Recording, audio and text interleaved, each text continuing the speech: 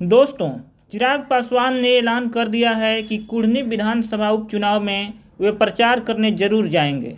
जिस प्रकार से गोपालगंज और मोकामा में उन्होंने बीजेपी के लिए प्रचार किया था, उसी तरह से कुढ़नी में भी बीजेपी के पक्ष में चुनाव प्रचार करेंगे।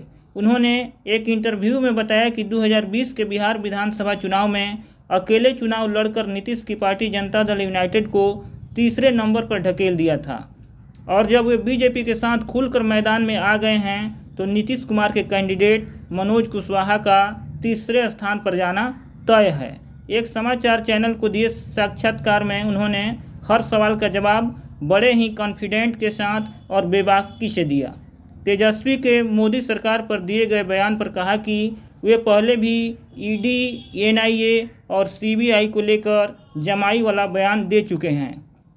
चुनाव में पर्सनल बातें नहीं होनी चाहिए, चुनाव में बिहार के विकास की बात होनी चाहिए। उन्होंने जात पात, धर्म, मजहब की राजनीति करने वाले नेताओं को आड़े हाथों लेते हुए कहा कि वे समाज के दुश्मन हैं, उनकी बातों में नहीं आना है। बीजेपी के साथ चिराग की पार्टी के फाइनल डील के बारे में पूछे जाने पर उन्होंने कहा कि मुझे कोई जल्दबाजी नहीं है। गठबंधन का फैसला एक बड़ा फैसला है जिसमें बहुत सी बातों की विस्तृत चर्चा करनी होती है। अभी गुजरात चुनाव के साथ साथ एमसीडी चुनाव भी चल रहा है और साथ ही कुढ़नी का उपचुनाव भी। बिहार के सीएम नीतीश कुमार पर चिराग पासवान ने तंज कसते हुए कहा कि वे नीतीश कुमार नहीं हैं जो 6-6 महीने पर गठबंधन के साथी बदलते रहेंगे और तेजस्वी के लिए कहा कि अगर आप निर्दोष हैं तो फिर डरने की और किसी पर फंसाने का आरोप लगाने की ज़रूरत ही क्या है। उन्होंने तेजस्वी से यह भी पूछा कि आपके 10 लाख रोजगार देने के वादे का क्या हुआ, कृपा करके ज़रूर बताइए।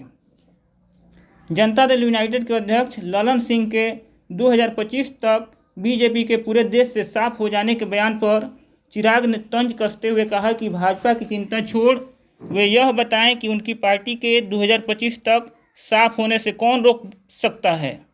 2020 के बिहार विधानसभा चुनाव में अकेले चिराग फैक्टर ने जनता दल यूनाइटेड को तीसरे नंबर की पार्टी बना दिया था।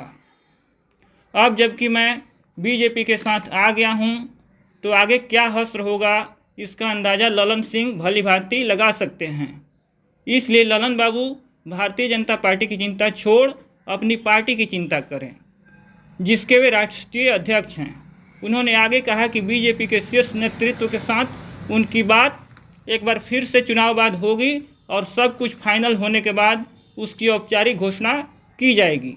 दोस्तों, यदि वीडियो अच्छी लगी हो तो कृपया इसे लाइक करें, चैनल को सब्सक्राइब करें और पूरी वीडियो देखने के लिए आप सबका हृदय से आभार। धन्यवाद।